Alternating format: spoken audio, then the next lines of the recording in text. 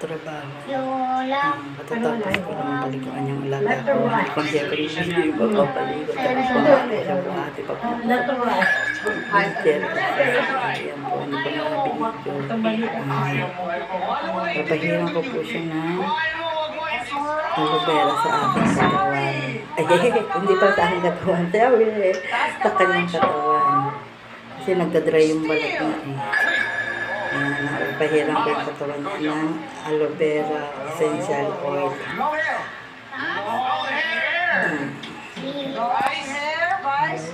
Ayan po ang trabaho ko.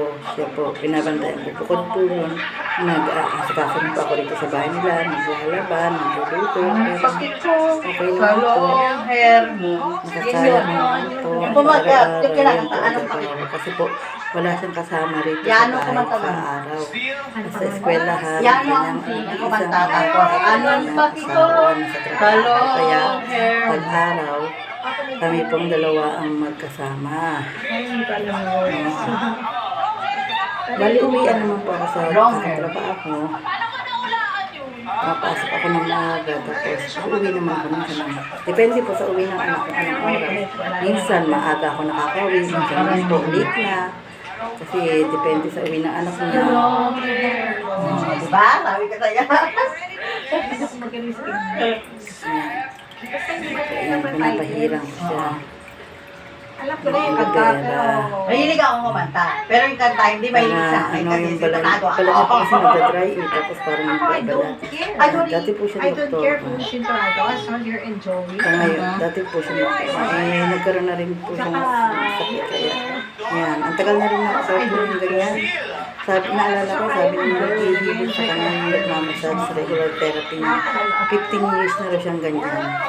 Pero yung nagtitherapy sa kanya, 1 taon na. Marami na rin kasi yung nagtherapy sa kanya na ano. Mabuting araw po na ikikilos niya na yung mga braso at paano. Mas di ba paano na igagalaw niya na. Hindi po, nung bago pa lang ng therapy niya, halos ay hindi niya may ikilos. Kaya di na po, hindi ano.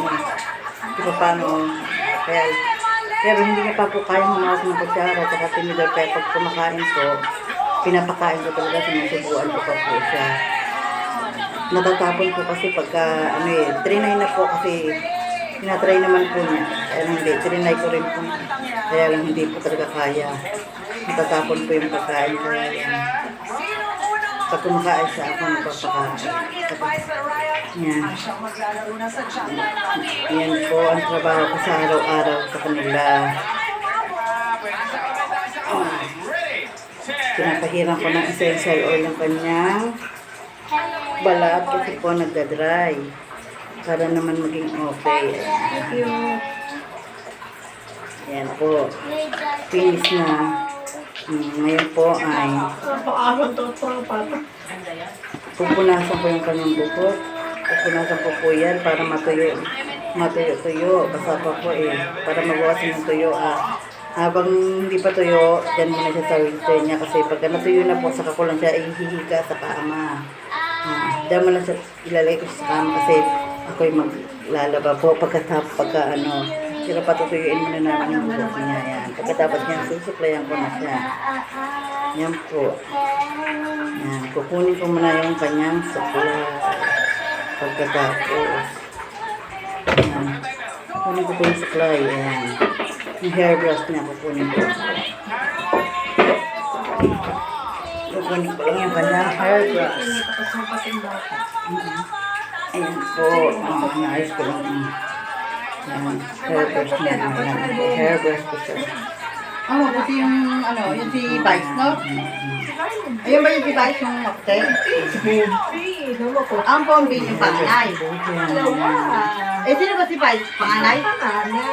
Ah, si Vice panganay. Yung Bonbin, yung anak niya, yung dalawang babae. Kasi nga po kasi nakagaling yung Ano buhok na parang talaga yung eh. anak? Power brush up na. Yun, ayun ang anak niya. Si Vice pala yung panganay. Dati po, bata inaalagaan ko. Ngayon Si naman po Bonbin yung yan. nagkatrabaho sa munisipyo. Ang alaga ko, minsan bata, minsan dati bata po inaalagaan Tapos ko si sa Vice. iba. Ang alaga ko bata Sa ano yun, sa Ayan, Capitol, siya no? naman po. Wala na ba ako sa bata? Ayan naman po. Sumunod Umalis na ikaw, po ako di sa ba? bata. Kaya sa kanya naman po. Hindi, si Vice, tapos yung Bombin, tapos ikaw, Tingin ko tapos naman po, yung magtatagal Mark. ako sa kanila kasi sa Yun ang lahat Mark ng yung hindi ko pa nalaga, nakikita. pinapasokan ko trabaho, nagtatagal ako, maabot ng taon. Eh. Oo, hindi pa. Yan po.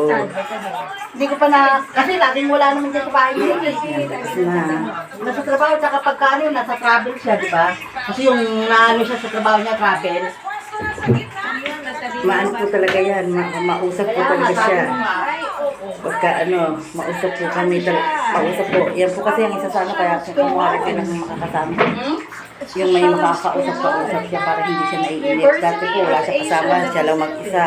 Sinisilip-silip na siya ng mama niya sa kabilang bahay yung naman katabi lang po nila. Kaya lang po, siyempre, may edad na rin po Kaya ang kung mama niya. matakatulog dati, Kaya ano, nasa 50, may kita po itong inaalagaan ko eh. Eh, ang alam ko, nasa 70 mahigit ng nanay niya, mama niya. Ang alam ko, yan po. Kaya medyo ano, yan. Nandabas. Madaldal po talaga yan. Pero okay lang. At least, may nakakausap siya. Nakita ko yung mga... Di ba, madaldal din po ako. Kaya paano yan kami?